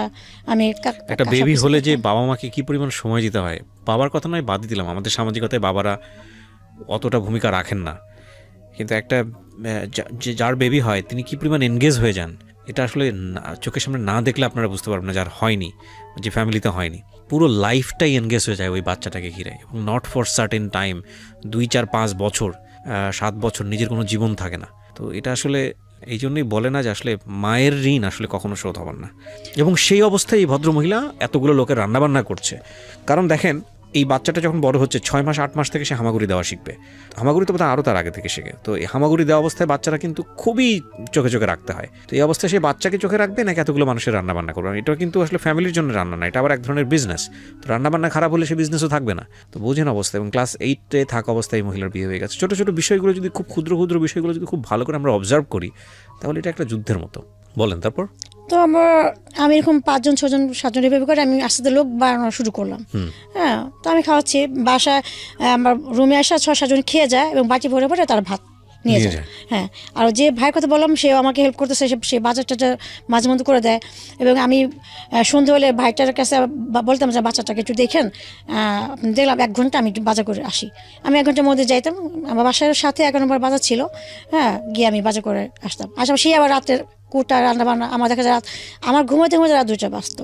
হ্যাঁ আর এর পাশে বাচ্চার খাওয়া দাওয়া, বাচ্চার কাজ সম্পূর্ণ সব আমার কিছু করতে হতো। এই করতে করতে আমার বাচ্চার বয়স 6 মাস আমি পার করলাম। আর আমার বাচ্চার দুধ চিনি কিনে দিতে হতো, হ্যাঁ সব কিছু আমার এর মধ্যে হতো। তো 6 মাস পার করলাম। একদিন আমি 7জন ছেলেকে বাসায় রুমে খাওয়াচ্ছি। তো 6 মাস যখন আমার বাচ্চার বয়স, আমার বাচ্চা 4 মাস গিয়ে 5 মাস পর তখনই হাঁপ কাটা শুরু করলো, তুই করে টাঙ্গির উপরে চলে যায়। হ্যাঁ টাঙ্কিটা একদিন তো টাঙ্কির গিয়ে সামনে মুখের সামনে গিয়ে আল্লাহ রহমত করছে যে আর দেখা যায় আধা হাতের জন্য আমার বাচ্চা পড়ে না, আমার বাচ্চা সেখানে মারা যেত। টাঙ্কি মানে কিসের টাঙ্কি এটা? পানির টাঙ্কি। ও পানির টাঙ্কির ওপরে ছিল আপনার ঘর? হ্যাঁ একটু পানির টাঙ্কি। হ্যাঁ টাঙ্কির ওই পাশে আমার একটা রুম ছিল। আচ্ছা হ্যাঁ আমি রুম থেকে বেরোয় টাঙ্কিটা পার হয়ে নিচে নামতাম। আচ্ছা আচ্ছা। নামি আমার সামনে আরো কয়েকটা ভাড়াটা রুম ছিল, রান্নাঘর ছিল, আর পাশে গোসলখানা ছিল টাঙ্কির ওই পাশে, হাতে বাম দিয়ে এভাবে। সাহায্য করবে না, হ্যাঁ কেউ আমার বাচ্চাকে একটা দুধের ডিব্বা কিনে দেবে না, তখন আমি বাসা ছেড়ে দিছি। সেখানে একটা জিনিস খেয়াল রাখেন, ক্লাস 8 পাস এই ভদ্রমহিলা কি করবে, কোন প্রতিষ্ঠানে গিয়ে কাজ করবে? যদি আপনি বলেন যে গার্মেন্টসে গিয়ে কাজ করতে পারে, বাচ্চাটা কার কাছে রেখে যাবে? তাহলে উনি কি বেঁচে থাকবেন? ওনার কি বাঁচার অধিকার নাই? তাহলে সিচুয়েশনটা ক্রিয়েট করে দিচ্ছে পরিবার আর সমাজ, রেসপন্সিবিলিটি সমস্ত যাচ্ছে এই মহিলাটার কাছে। মানে এটা কি ধরনের মানসিকতা? ওকে, তারপর তখন আমি বাসাটা ছেড়ে আমি অন্য একটা বাসা নিলাম এক রুমে। তো ওই যে ভাই আমাকে হেল্প করতেছে, ওই যে যাদের রান্না করতেছে, সে একজন যার কথা বললাম মাঝখানে ভাইয়া, সেই আর কি বাসা আসে খাবার টাবার নিয়ে যায়, বক্সে ভরে দিয়ে নিয়ে যায়। এবার আমার বাচ্চার বয়সটা 3 বছর 3.5 বছর হয়ে গেল। তো এরপর হঠাৎ করে আমার তলপেটে প্রচুর পরিমাণে পেন করতো। হ্যাঁ আমি ব্যথা ওষুধ খেয়ে আমি প্রায় 6 মাস পার করলাম। তারপর হঠাৎ করে আমি অজ্ঞান হয়ে পড়ে যাই, আমাকে হসপিটালে নিয়ে যায়, ওই যাদেরকে ম্যাচ খায় তারাই আমাকে ধরে টেরে নিয়ে যায়। গিয়ে ডাক্তার দেখানো হলো, গাইনিক ডাক্তার মহিলাটাতে বললো আমার জ্বরের পাশে টিউমার হয়েছে। আমার ইমার্জেন্সি যদি আমি অপারেশন আজকের মতো না করা হয় তাহলে আমার এটা ক্যান্সারের লক্ষণ, ক্যান্সারে দেখা দেবে। তখন আমার কাছে তো 58 পয়সা নাই, আমি কীভাবে আমার অপারেশন করবো? তখন ওই ভাইয়া ওখানে তো 30-40 জন শ্রমিক কাজ করতো, সবার কাছ থেকে 500-1000 এভাবে করে 30,000 টাকা এক করে তারা আমাকে অপারেশন করেছে এবং তারা আমাকে দেখছে, তারাই সুস্থ করেছে। হ্যাঁ। তো তারপর আমি 3 দিন পর আমি বাসায় আসি, আর ওখানে যে বাসায় ভাড়া থাকে ওখানে বেহারি এক মহিলা ছিল, আমার বাচ্চাকে এই 2 দিন সে দেখছে করছে। তো তখন আমার মেয়ের বয়স 3 বছর। হ্যাঁ আমি মাত্র ওকে না প্লেতে ভর্তি করেছি, তুরে যায় গিয়ে স্কুলে চলে আসে, বাসার সাথে স্কুল ছিল। তো এর মধ্যে হঠাৎ করে আমার রংনামার একটা ফোন আসলো দেশের বাড়ি থেকে। আচ্ছা, ফোন আসলো, আমি রিসিভ করলাম, কে আপনি, কাকে চান, হ্যান তেন। তখন কি হাজবেন্ডের সঙ্গে সম্পর্ক একেবারে নাই? কোনো যোগাযোগ, মানে কোনো যোগাযোগ নাই, ডিভোর্স হয়নি কিন্তু কোনো যোগাযোগই নাই। আমি তো একটা পর্যায়ে ভাবছিলাম যে সে মারা গেছে। এরকমই আমি যেহেতু 1 মাস পর লাপাতাই, কারণ সে তার বাচ্চার জন্য তো একদিন আসবে দেখা করার জন্য, যে দেখে বাচ্চাটা কত বড় হয়েছে কেমন। এই যে সে যে বাচ্চাকে 3 মাস বয়সে রেখে গেছে, এরপর তার কোনো খবর নাই। তা আমি ভাবছি সে হয়তো মারাই গেছে। হ্যাঁ, নিজে থেকে খোঁজ করেন নাই কোথাও? আমি নিজে থেকে এর জন্য খোঁজ করি নাই যে সে তো আমাকে আমার বাচ্চাকে দেখবে না, আমাকে টর্চারিং করবে, আমি যদি মারা যাই আমার বাচ্চার কি হবে? আচ্ছা ওকে, যাই হোক, তারপর যেটাই হোক না কেন ওনাদের মধ্যে যোগাযোগ ছিল না 3 বছর যখন বাচ্চার বয়স, তার মানে আপনি এটা বোঝেন যে প্রায় 2.5 থেকে 3 বছর ওনাদের মধ্যে কোনো কমিউনিকেশন নাই। হ্যাঁ বলেন তারপর। তো তখন আমি ওই রংনামা থেকে ফোন আসার পর তার সাথে আমি কথা বললাম। তো আমি বললাম আপনাকে চেনাই ভেবে কথা বলার পর সে বললো আপনার কি ফেসবুক আছে কিনা? তখন জন্য আমি তো ফেসবুক চালাই না, আমি ফেসবুক কিটা চালাবো, আমার তো বাচ্চা মোবাইল। হ্যাঁ, তখন সে বললো যে আচ্ছা আমি একটা নাম দিয়ে আপনাকে ফেসবুক খুলে দিই, আপনি আমার সাথে কথা চাচামি করেন, আমরা পরিচয় হই। তো তখন ও সৌদিতে থাকতো, দাম্মাম থাকতো সৌদিতে। তো আমি যে তার সাথে ফেসবুকে কথা বলবো কি দিয়ে, আমার তো কিছু ছিল না তখন। তো পাশে বাসা যে কম্পিউটার ছিল তাদের কম্পিউটার গিয়ে আমি ফেসবুকে তার সাথে হ্যালো চার্জিং করতে করতে প্রায় 4 মাস কথা বলতে করতাম। তো একদিন সে আমাকে আর কি প্রপোজ করে রিলেশন করার জন্য, ফ্রেন্ডশিপ থেকে রিলেশন। তখন আমি বললাম যে আমার তো সব কিছুই তুমি জানো, আমার বাচ্চা আছে, একটা বাচ্চার বয়স 3 বছর, আমি ম্যারিড, আমার হাজব্যান্ডও কিন্তু মারা গেছে কি না সে তা যাই না, তো আমি কীভাবে আমি রিলেশনে জড়াবো? আর আমার বাচ্চা দেখে তো তোমার ফ্যামিলি কখনো মেনে নিবে না, আমার বন্ধু আছে, বন্ধুই থাকি, আমি এটা বললাম। তা বলো যে না, হ্যাঁ এই বাচ্চা আমার। ও বলো যে এই বাচ্চা আমার, আমি এখন থেকে ওর বাবা। হ্যাঁ, তুমি ওকে বলবা যে তোমার বাবা বিদেশ থাকতো, আমি যখন দেশে আসবো তখন পরিচয় করে দেবা যে তোমার পাপা এটা, আমাকে ও বলছে। আমি বললাম যে এটা হয় না। ও বলছে যে হ্যাঁ আমি এইটাই করবো, আমি সব কিছু জেনে তোমার সাথে আমি সম্পর্ক করবো। এরপর দেখেছে না আমাকে সিমে ফোন অনবর, আমি তখন ফেসবুকটা সব বন্ধ করে দিচ্ছি, যোগাযোগ না করতে পারে আমার সাথে। দেখে সিমে অনবর ফোন দিতেছে, এরপর প্রায় 1 মাস ফোনের উপর ফোন আমাকে করছে। তখন আমি নিজেকে একটু সুযোগ দিলাম যে দেখি, আর তখনই আমি একটু ফিল করলাম তার প্রতি আমার ভালো লাগে, আমার একটা কাজ করছে। হ্যাঁ, তখন এক পর্যায়ে আমি সম্পর্ক জড়িত হয়ে যাই। হ্যাঁ, এক পর্যায়ে আমি তাকে ভালোবেসে ফেলি, তার সাথে আমার একটা সম্পর্ক হয়ে যায়। তখন সে আমাকে বললো যে তুমি আর এই রান্না টানা বাদ দাও, ম্যাচ খাও না, বাদ দিয়ে দাও। তখন আমি বললাম এগুলো বাদ দিলে আমি চলবো কীভাবে, বাচ্চাকে কে বাসা বাড়ি দেবে, আমি দিব সব কিছু, তোমার যা খরচ লাগে আমি দিব। তো ওর সাথে আমার দীর্ঘ 7 বছর সম্পর্ক ছিল। এই 7টা বছর আমার বাসার আমার বাচ্চার খরচ, আমার খাবার দেওয়া, বাচ্চা খাবার, ঘর ভাড়া 7টা বছরও চালাইছে। আচ্ছা, 7 বছর ওনার সঙ্গে আপনার দেখা হয়েছে? ওর সাথে সম্পর্ক 2 বছর পর দেশে আসছে। আচ্ছা, দেশে এসে দেখা করছে, দেখা করে 1 মাস ছিল, ওর দেশের বাড়ি চাঁদপুর। 1 মাস থেকে পরে আবার কাতার চলে গেছে। আচ্ছা, পরে কাতারে চলে যাওয়ার পর পরে আবার আসার পর আমাকে বিয়ে করছে। বিয়ে করলো আপনাকে? হ্যাঁ। কয় বছর পরে বিয়ে করলো? 7 বছর পর। আমাদের সম্পর্ক 7 বছর পর বিয়ে করছে আমাকে। আচ্ছা, তো আপনার হাজবেন্ড, আগের হাজবেন্ডকে আপনি ডিভোর্স দেননি? হ্যাঁ, ডিভোর্সটা, বিয়ে করার আগে ডিভোর্স দিচ্ছি আমি তাকে। তার মানে 10 বছর যাবত উনি লাপাত্তা, আপনার হাজবেন্ড প্রায় 10 বছর যাবত লাপাত্তা, তারপরেও আপনি ডিভোর্স দেননি, যেহেতু আপনি আরেকটা সম্পর্কে যাচ্ছেন সে কারণে আপনি ফর্মুলা তাকে ডিভোর্সটা দিলেন। হ্যাঁ। ডিভোর্সটা কি হিসেবে দিয়েছেন? আপনার হাজবেন্ডের কোন ঠিকানায় আপনি কাগজ পাঠিয়েছেন? আমার হাজবেন্ডের ফরিদপুর বাড়ি। হ্যাঁ, ওই ঠিকানাটা ছিল। তো ও যখন আমাকে, ও দেশে আসার আগে, তো ও তো ওর সাথে সম্পর্কটা আমার তো কাছাকাছি না, দূরে দূরে বিদেশে। এই ফোনে কথা, 24 ঘন্টা ফোনে কথা বলতাম, ভিডিওতে দেখতাম, এটাই আমাদের সম্পর্ক। হ্যাঁ, সামনাসামনি না। তো হুট করে আমি আমার মাথায় টাচ করলো, ও যে আমাকে বিয়ে কথা বলতেছে, আমার হাজবেন্ডের সাথে আমার তো ডিভোর্স হয় নাই। আমি ডিভোর্সটা আমি বিয়ে করি কীভাবে, তো এই কীভাবে ডিভোর্স দিতে হয় বা কীভাবে কাগজ তুলে, এটা আমি বুঝতাম না তখন এটা। তো তখন আমি ওই আমার মামিকে বললাম, তখন বললো যে তোর যে কাজ সে বিয়ে হয়েছে ওখানকে তোর কাবিনামা তুলতে হবে, তুলে গিয়ে তারপর সে করতে হবে। তাহলে আয় চল, তোর সব কিছু আমি করে দিচ্ছি। তো যেখানে আমার কাজে হয়েছে সব কাগজপত্র তুলে সব কিছু করে আমি ওই ঠিকানার মতো আমাকে তারা বলে দিল যে এমনি এমনি করে সই দেন, এটাই করার, এভাবে আমার কাজ পাঠিয়ে দিব। পর ওই সব তারা যা বলছে সেভাবে করলাম। তখন ডিভোর্সনামা ওর দেশের বাড়িতে পাঠিয়ে দিচ্ছে। আচ্ছা, তো আপনারা বিয়ে করলেন তারপর? হ্যাঁ, তারপর দেশে আসলো। দেশে আসার পর আমরা জুলাইয়ের 3 তারিখে 2016 তারিখে আমরা 2016-তে বিয়ে করলেন। ও দেশে আসছিল মাত্র 19 দিনের জন্য। আচ্ছা, 19 দিনের জন্য আসছে। তো বিয়ে করলাম। বিয়েটার পর আমাকে দেশে নিয়ে গেল ওদের বাড়িতে। হ্যাঁ, ওদের বাড়িতে। আর আমার মেয়ে তো তৎক্ষণাৎ তখন বড় হয়েছে। কত বছর বয়স তখন মেয়ে? তখন এখন আমার মেয়ে ক্লাস 9-এ পড়তেছে। তো এটা 3 বছর, আমার মেয়ে ম্যাচুর। হ্যাঁ, 3 বছর আগের কথা। তো আমার মেয়েকে ওর আম্মাকে বললো, 5-6-এ পড়ে, চাচাতো বোনের মেয়ে, ওর মাকে বললো। হ্যাঁ, মিথ্যা কথা আর কি। আচ্ছা, হ্যাঁ, ওর কথা যে আমাদের যাওয়ার পর 2-3 মাস পর তোমার বিষয়টা আস্তে ধীরে বলবো, এখন গরম কিছু বলা যাবে না। আর ও ফ্যামিলির বড় সন্তান ছিল, ওর বাবা ছিল না, সংসার সম্পূর্ণ সবকিছু ওর হাতে, দায়িত্বটা সবকিছু। তো আর ও বিয়ে করতে দেরি এই জন্য করছে যে দেখো আমি আমার ফ্যামিলিকে আমি সব কিছু দিয়ে দেই, সম্পূর্ণ সব, আমার ভাইকে নিজে পায়ে দাঁড়া করে, বোন 2টাকে বিয়ে দিয়ে দেই, সম্পূর্ণ সব কিছু পর যদি আমি তোমাকে বিয়ে করার পর আমার ফ্যামিলিকে যদি বলি যে তোমার অতিথিটা, তাহলে অবশ্যই আমার ফ্যামিলি মানতে বাধ্য হবে, কারণ আমি তাদেরকে সব কিছু করে দিছি। হ্যাঁ, তাহলে আমার একটা পছন্দ কি তারা মেনে নেবে না, এটাই। তো দেশে গেলাম, যার পর ওখানে থাকলাম 1 সপ্তাহ। 1 সপ্তাহ থাকার পর আমার যখন ঢাকা আসছি, আমি যেখানে থাকতাম সে পাশে যে মামি আমার শাশুড়িকে ফোন দিয়ে সব কিছু বলে দিছে, আপনার ছেলে তো এই মেয়ের সাথে 7-8 বছর সম্পর্ক, হ্যাঁ, সব টাকা পয়সা দিয়েছে, আপনার ছেলেকে চুষা খাইছে, লাখ লাখ টাকা খাইছে। হ্যাঁ, এ কথা বললো। না জানি মেয়ে কোন জাদুটনা করছে, আপনার ছেলে মেয়ের জন্য এত কি পাগল, হ্যাঁ, টাকা পয়সা সব রেখে দিছে, এবং আরেকজনের বাচ্চাকেও পাল্টাছে, আমার মেয়ের কথা বললো, পাল্টাছে, এবং বিয়ে করছে কিছুদিন আগে, এই কথা। তখন আমার শাশুড়ি না আমার হাজব্যান্ডকে কিছু বলে নাই।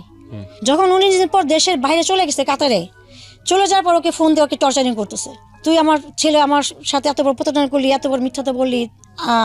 আমার শ্বশুরবাড়ির আত্মীয় যারা আছে আমার শাশুড়ি সবাইকে এটা বলে দিছে। হ্যাঁ, বলে তারপর সবাই ওকে ফোন দিয়ে বলতেছে যে তুই এটা কি করছিলি, তুই এত সুন্দর একটা ছেলে, দেখতে সুন্দর কোনো কম না। হ্যাঁ, আর মেয়ে তো এমন না যে সুন্দরী যে এই জন্য তুই পাগল বিয়ে সম্ভব করছো, মেয়ে তো তেমনটা না।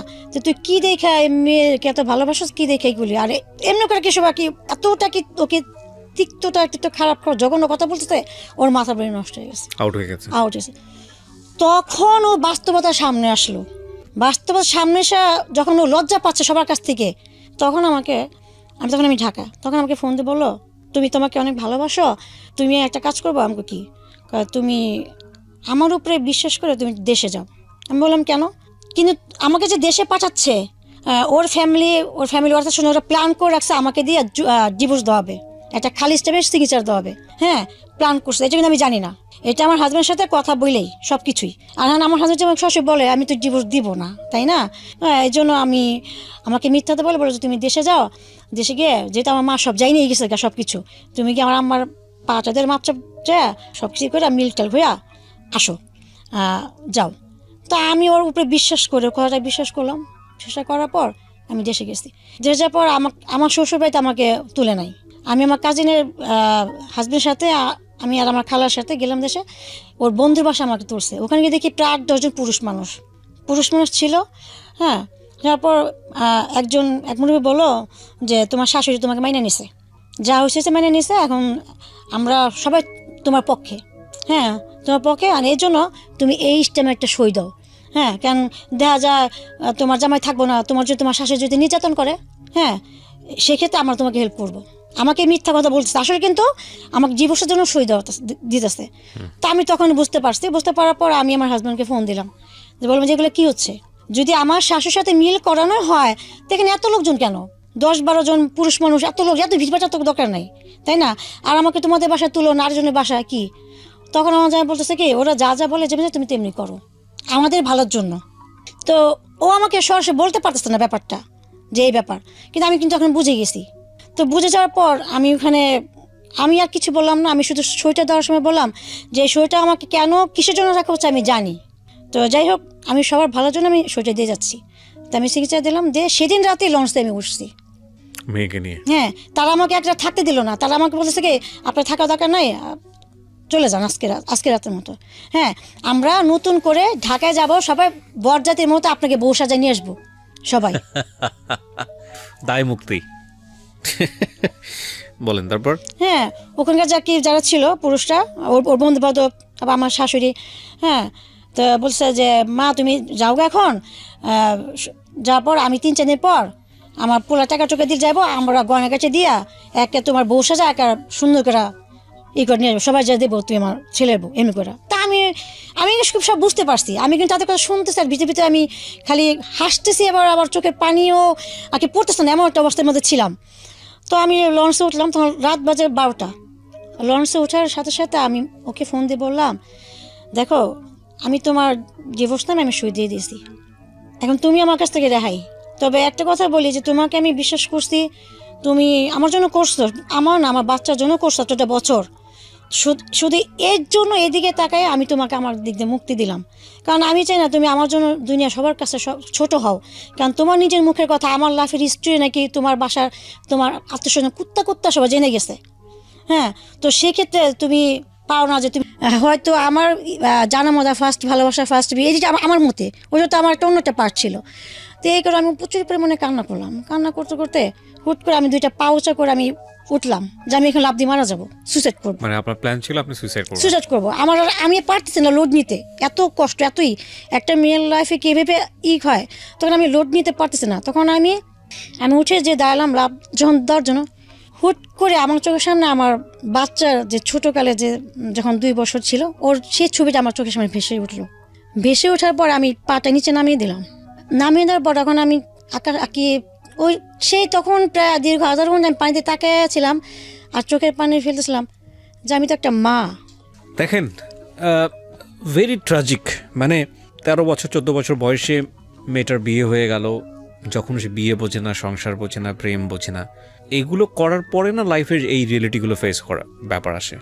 তো সেরকম একটা বয়সে সংসার, বাচ্চা বোঝে না, শারীরিক সম্পর্ক বোঝে না, সেই সময় বাচ্চার মা, তারপরে জীবন চলতে গিয়ে এই বাচ্চাটাকে লালন পালন করতে গিয়ে অবর্ণনীয় কষ্ট, এবং জীবনে এই পর্যায়ে একটা মানুষ আসলো, তাকে সে মনের অজান্তে ভালোবেসে ফেললো, মানুষটাকে বিয়েও করলো, কিন্তু আমাদের সামাজিকতা তাকে সেই জায়গাটায় স্টাবলিশড হতে দিল না। আজকের এই গল্পটা থেকে ভয়ঙ্কর কিছু শেখার আছে। জীবন থেকে সে দায়মুক্তিও চেয়েছিল, কিন্তু সে জীবন থেকে দায়মুক্তিও নিতে পারেনি, কারণ তার সন্তান আছে। এটা একটা ভয়ঙ্কর রকম একটা স্টোরি, এবং এই ভয়ঙ্কর স্টোরি বাংলাদেশের অসংখ্য মেয়ের স্টোরি। এই একটা অ্যাঙ্গেল অনেক মেয়ের মধ্যে খুঁজে পাওয়া যাবে। কারণ আমি আমার জীবন গল্পে এত গল্প প্রচার করেছি এই টাইপের, মানে বর্ণনাতীত বলা চলে, তাই একটা পুরো জীবনটা স্পয়েল হয়ে গেল না এক অর্থে। একটা মূল্যবান জীবন, নিজের কোনো স্বপ্ন নাই, নিজের কোনো সিদ্ধান্ত নাই, নিজের কোনো স্বাধীনতা নাই, নিজের পায়ে দাঁড়ানোর ক্ষমতা নাই। কিন্তু এই ভদ্র মহিলা তার নিজের জীবনটাকে নিজের মতো করে গড়তে পারতো যদি একটা জায়গায় আমরা কোনো কম্প্রোমাইজ না করতাম। সেটা হচ্ছে ওনার যদি ক্যারিয়ার থাকতো। আর ক্যারিয়ারের জন্য কি দরকার ছিল? শিক্ষার দরকার ছিল। সো এই জন্যই আমি বলি যে ছেলের চেয়েও মেয়েদেরকে বেশি করে শেখানো উচিত। কারণ একটা ছেলে তো গায়ে গতরে খাটতে পারে, অ্যাটলিস্ট সে সৎপথ ইনকাম করার জন্য রিক্সাওয়ালা হতে পারবে। হ্যাঁ, মানে যদি একবারে বিলো লেভেলের চিন্তা করি, কিন্তু এই মেয়েটা কী করবে বলেন? এই ভদ্রমহিলা যেখানেই যাবে পদে পদে বাধা, যেখানেই যাবে হায়নার মতো মানুষ ওত পেতে আছে, সুযোগ নেওয়ার চেষ্টা করবে। তো সেই জায়গাটা থেকে উনি যদি শিক্ষিত হতেন, মিনিমাম লেভেল অফ এডুকেশন যদি ওনার থাকতো, এবং উনি যদি একটা জব করতেন, ওনার যদি সলভেন্সিটুকু থাকতো, উনি যদি আয় করতে পারতেন, তাহলে ওনার লাইফটা হয়তো অন্যরকম হতো। আমি জানি এই কথাগুলিই বলতে আপনি এখানে এসেছেন, আরও কিছু কি বলতে চান শেষের দিকে এসে? শেষে এটাই বলতে চাই যে আমাদের সমাজ আমাদের অনেক ধিক্কার দেবে। সমাজ একটা মানুষের অনেক লাইফে অনেক দুঃখ কষ্ট নিয়ে তারা সমালোচনা করবে, কিন্তু তারা কিন্তু পাশে এসে দাঁড়াবে না। একটা মেয়ের অতীত নিয়ে ঘাটাঘাটি করবে, কিন্তু তারা কখনো পাশে এসে দাঁড়ায় সেই মেয়েটা লাইফটাকে ঠিক করে দিবে না। তা আপনার নিজের মেয়ে কিনে টেনশন হয় না? আপনি নিশ্চয়ই চান না যে আপনার মেয়ের জীবনটাও আপনার মতো হোক? আমি চাই না যে আমার মেয়ের জীবনটা আমার মতো হোক, কারণ যদি চাইতাম তাহলে হয়তো আমি আমার মেয়েটাকে ছেড়ে হয়তো আমি একটা বিয়ে করতে পারতাম, লাইফটা সুন্দর করতে পারতাম। আমি ছেড়ে যাইনি। যখন আমি পাটা নেমে দিলাম তখন আমি দেখলাম যে আমি একটা মা, এই বাচ্চা তো আমার। যাই হোক, আমার লাইফে যা ঘটে গেছে, আমি তখন আমার প্রচুর পরিমাণে আমি কান্না করার আমার চোখের পানি আমি মুছে ফেলে দিলাম এবং বললাম যে আমার এখন শক্ত হতে হবে। আমি যদি এখন দুর্বল হয়ে যাই, আমার বাচ্চাকে আমি বাঁচাতে পারবো না। আপনি এখন কি করেন, মানে কিছু করেন? আমি এখন চলে কিভাবে আপনার? আমার ওই যে মার কথা বললাম তার সাথে থাকি, আমি টিউশনে করি এবং আমার বাচ্চাকে চালাই, এবং তার সাথে ডিভোর্স হওয়ার পর এই 3 বছর আমি এভাবে কষ্ট করে দিন পার করছি। এটাই। কয় টাকা ইনকাম হয় আপনার টিউশনি করে? টিউশন করে মাসে আমি 6,000 টাকা। আমার এই 6,000 টাকাতে আপনার মাস চলে? আপনার বাচ্চার লেখাপড়ার খরচ আপনার হয় না, আমার খুব প্রবলেম হয়ে যায়। এখন আমার এই মাসে 5 থেকে 6,000 টাকা দিয়ে আমার চলতেছে, বাট এভাবে আমি পারতেছি না। কিন্তু এখন আমি চাই যে আমার সাথে যেটা ঘটছে, হ্যাঁ, আমার বাচ্চার সাথে সেটা যেন না ঘটে। আমি আমার বাচ্চাটা একটা ভালো একটা লাইফ দিতে চাই, সুন্দর একটা ওকে শিক্ষাগত যোগ্যতা দিয়ে আমি তৈরি করতে চাই। জবে ট্রাই করেছেন? হ্যাঁ, আমি জবের জন্য অনেক ট্রাই করেছি। আমার শিক্ষাগত যোগ্যতা না থাকার আমার জব আমাকে কেউ নেয়নি। হ্যাঁ, যাও আমি 2-1 জায়গায় 2-3 জায়গায় আমি একটু আমাকে অ্যাকসেপ্ট করছে, তারা আমাকে উল্টাপাল্টা আমাকে হিংস দিছে, যেটা আমি অ্যাকসেপ্ট করতে পারিনি। সেই জন্য আমি এখানে ফিরে আসছি। ওনার 35 ইয়ার্সে ওনার যে অভিজ্ঞতা, সব কিছু মিলিয়ে ওনার জীবনটাকে আজকে এরকম করার জন্যে পরিবার দায়ী, সমাজ দায়ী।